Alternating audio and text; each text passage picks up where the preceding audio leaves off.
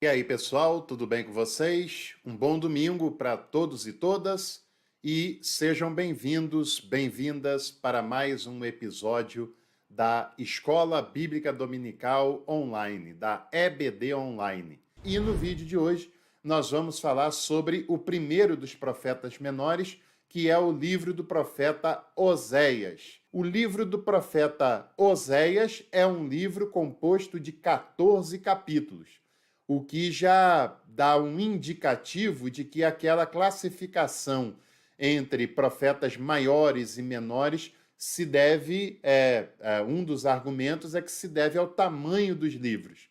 Esse argumento não vale, né? Porque Daniel, que é considerado, nesse caso, um profeta maior, tem 12 capítulos, que é na Bíblia protestante, e Oséias tem 14 capítulos, é até maior do que Daniel, né? Então, na verdade, é apenas uma nomenclatura. Eu falei semana passada, no episódio passado, que é um equívoco considerar Daniel um profeta. Depois você vai lá ver e eu explico por que é um equívoco, né? Não sou eu que inventei, é o que a própria pesquisa bíblica fala a respeito dessa temática. E Oséias é o primeiro dos 12, né? Do chamado livro dos 12, que, como eu já falei, na Bíblia hebraica é um único livro, esses 12 textos que nós nomeamos como nomes de profetas. Agora, tanto na Bíblia hebraica quanto na tradução para o grego da Septuaginta, e ali são as bases da Bíblia protestante, da Bíblia católica, né? A Bíblia protestante, em síntese, segue o cânon hebraico, mas com algumas diferenças, é claro, e a Bíblia católica seguiu também algumas organizações feitas pela Septuaginta, essa mais fiel do que o caso da Bíblia protestante em relação à Bíblia hebraica, né? O caso só tirou livros que a Bíblia hebraica não tinha, mas fez outras organizações que não tinha originalmente na Bíblia hebraica. Mas o que vem ao caso nesse momento é que, tanto na Bíblia hebraica quanto na Septuaginta, Oséias é o primeiro texto dos chamados 12 profetas, tanto num caso quanto no outro, né? O Oséias, ele viveu e pregou no Reino do Norte durante toda a sua trajetória entre os anos 750 a 725 a.C. Teria tido um ministério aproximadamente de 25 anos de duração. E a tarefa de Oséias não foi nada fácil. Ele viveu os últimos anos do rei Jeroboão II e até chegou a pegar alguns anos de prosperidade, de desenvolvimento da nação sob a liderança de Jeroboão II. E a gente tem que tomar um cuidado quando nós analisamos os reis do norte apenas pela ótica dos livros dos reis, dos livros das crônicas, porque esses livros eles têm como ponto de partida o Reino do Sul, que é rival do Reino do Norte e sempre apresenta os reinos do Norte como reinos pagãos, pecadores, pervertidos, né? Como pessoas que se afastaram da fé, e sempre escracha aqueles reinos de uma maneira muito efusiva, e que a história tem mostrado que nem todos aqueles reis foram um desastre completo, pelo menos do ponto de vista político, né? Mas esse período de prosperidade com Jeroboão II gerou muito mais prosperidade para as elites e não gerou prosperidade para o povo comum, o que gera um aumento das desigualdades entre essas camadas sociais. E essa tônica nós vamos ver não só em Oséias, mas nós vamos ver em boa parte dos profetas menores, né?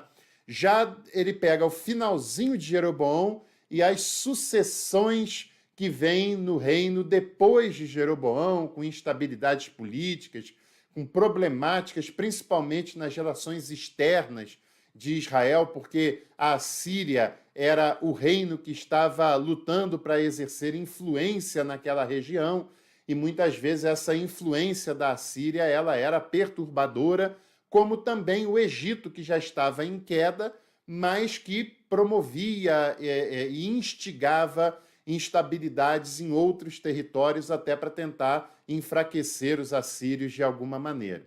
O Oséias tem como tema principal no seu livro, né, a denúncia de alguns abusos que ele percebe que estão sendo cometidos no Reino do Norte, principalmente, mas não apenas por causa das elites, né?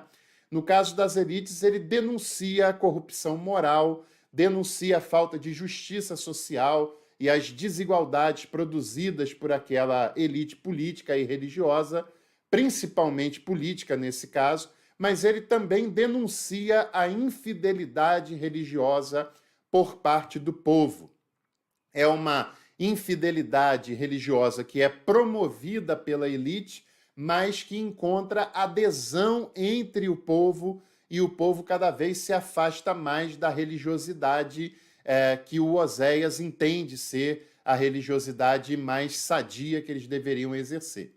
O livro, inclusive, fala muito sobre o sincretismo religioso, sobre os Baalins, que eram imagens que representavam Baal, que numa concepção mais antiga era uma divindade que era filho de Iavé, sucessor de El, com Asherá, mas que nesse momento já está caminhando para a ideia de um monoteísmo e a negação de outras divindades, como essa denúncia do sincretismo religioso que Oséias faz. Por exemplo, no capítulo 2, versículo 13, está dizendo assim, castigá-la-ei pelos dias dos Baalins, nos quais lhe queimou incenso, e se adornou com as suas arrecadas e com as suas joias, e andou atrás de seus amantes, mas de mim se esqueceu, diz o Senhor. Essa é uma denúncia a esse sincretismo feito pelo profeta Oséias, né? E aí nós temos o principal dos assuntos relacionados a Oséias, que é o seu polêmico casamento com uma prostituta. Oséias teria se casado com uma mulher de moralidade um tanto quanto duvidosa, que o traía, né, que o expunha, que o humilhava com essa sua postura, e Oséias sofre com isso, e Oséias tem a angústia de conviver com essa infidelidade, e o seu gesto é um gesto simbólico que representa a relação que Deus está tendo com o povo de Israel, no qual Deus é o marido amoroso, marido dedicado, marido fiel, mas Israel é a esposa infiel, a esposa de pouca confiança, a esposa que trai, a esposa ingrata, a esposa que ofende, a esposa que deixa o seu marido exposto. Os estudiosos do texto bíblico, né, os especialistas em Antigo Testamento, eles divergem em relação à compreensão que se deve ter sobre o casamento de Oséias. Para alguns, esse casamento ele é apenas simbólico para justamente representar a infidelidade religiosa que o povo de Israel está vivendo e que Oséias denuncia com tanta veemência. Outros especialistas vão dizer que não há possibilidade de afirmar com certeza de que o casamento foi apenas simbólico. Ele simboliza, sim, o sentimento de Deus em relação àquele povo, mas outros especialistas creem que Oséias, de fato, se casou como um gesto concreto, porém simbólico, né? Ou seja, ele realmente se casa para sentir na pele, para vivenciar a angústia, o sofrimento que Deus estava passando, né? Numa visão humanizada desses sentimentos, justamente para que ele pudesse sentir e representar essa angústia divina. E tem alguns casos assim entre os profetas, né? De profetas que, teoricamente, encenam aquilo que eles querem ensinar para o povo. Ou seja, encenar não no mau sentido, né? Era até uma coisa bastante concreta, bastante vivencial, né? Eles vivem na prática aquilo que eles querem denunciar para que o povo veja, para que eles mesmos sintam e sejam parte de modo concreto daquela representação que estão fazendo.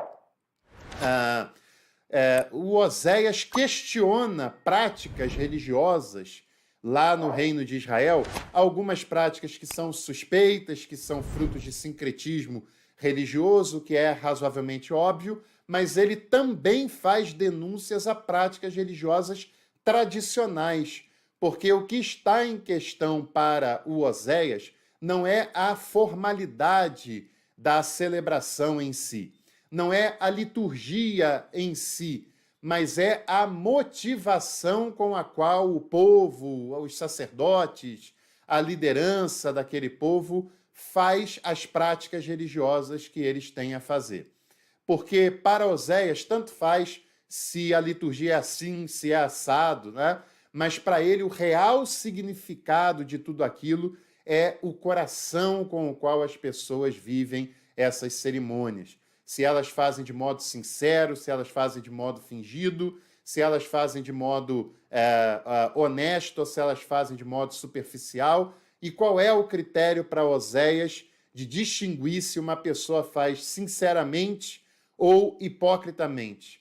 Se aquilo que ela diz acreditar, se aquilo que ela diz viver através da cerimônia tem consequências reais e práticas na sua vida.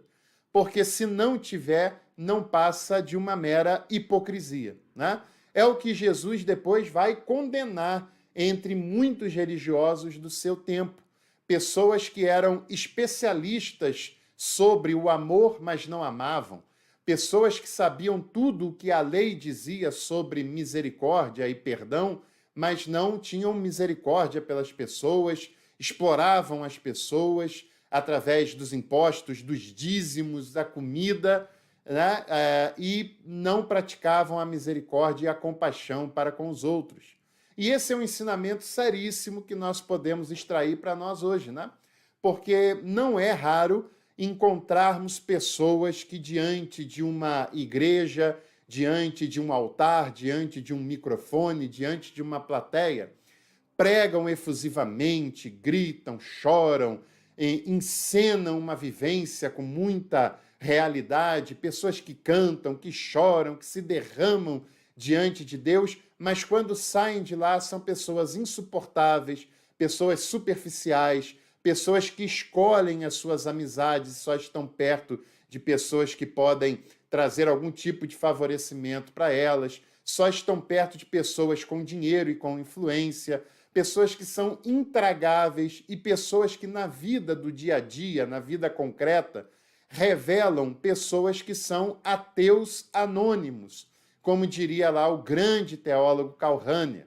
Pessoas que nominalmente e apenas na fala e apenas em público revelam ser pessoas cristãs, pessoas piedosas, líderes religiosos, mas na vida real, na vida concreta, são pessoas que não revelam com o seu caráter, com as suas práticas, com as suas prioridades, uma pessoa verdadeiramente cristã. Demonstram ser pessoas bem distantes disso, né? Porque você deve saber, se ainda não sabe, que o verdadeiro cristianismo é aquele que Jesus viveu e revelou e nos ensinou a seguir. Esse é o verdadeiro cristianismo, o resto é conversa. E como se vive esse cristianismo que Jesus ensinou? Se vive no dia a dia, se vive na prática. Na igreja não é a vivência completa e concreta do cristianismo, né? Não se encante com uma pessoa que diante do púlpito chora, fala em línguas, prega com efusividade, canta e chora ao ministrar louvores, porque não é ali que se vive o cristianismo de verdade.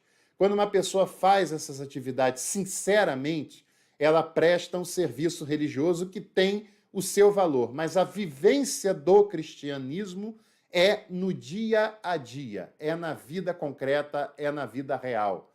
Jesus disse lá, quem quiser ser meu discípulo, tome sua cruz, negue-se a si mesmo e me siga, porque o discipulado cristão se faz no caminho, se faz caminhando. E é isso que Oséias observa naquele povo e é isso que ele considera que é a prática concreta e real da espiritualidade. Agora, embora o texto de Oséias ele seja um texto incisivo, seja um texto de denúncia, seja um texto de colocar o dedo na ferida, também é um texto que convida o povo a se arrepender. Porque esse é Deus revelado através do marido que é traído. Por mais que ele sofra, por mais que é condenável a atitude da esposa, no caso Israel, esse Deus continua amando essa esposa, esse marido continua amando essa esposa e desejando a sua conversão e desejando o seu arrependimento, né? Porque mesmo sendo traído, é um Deus que não deseja a condenação de ninguém, ele deseja o arrependimento daqueles que andam por caminhos errados. E Oséias capítulo 14, versículo 5, revela um pouco isso. Diz assim, ó, serei para Israel como o orvalho, ele florescerá como o lírio e lançará as suas raízes como o cedro do Líbano. Olha que mensagem também importante e incisiva de restauração e de transformação de um quadro de infidelidade. Agora, para a gente caminhar para a conclusão do nosso episódio de hoje, tem um texto que é fundamental na compreensão de Oséias, que é citado equivocadamente pelas igrejas, apenas para falar que as pessoas têm que ir para a igreja, têm que prestar atenção na pregação, que na maioria das vezes não fala lé com cré, não fala coisa com coisa, né? Mas esse texto é um texto seríssimo quando nós entendemos o contexto de Oséias, que é Oséias capítulo 6, versículo 1 até o 3, que fala o seguinte: vinde e tornemos para o Senhor, porque ele nos despedaçou, mas nos sarará, ele fez a ferida e a ligará. Ou seja, é um convite para o arrependimento, e ao se arrepender, esse povo encontrará acolhimento e compaixão em Deus. Depois dos 2 dias, nos revigorará, e ao terceiro dia nos levantará, e viveremos na sua presença.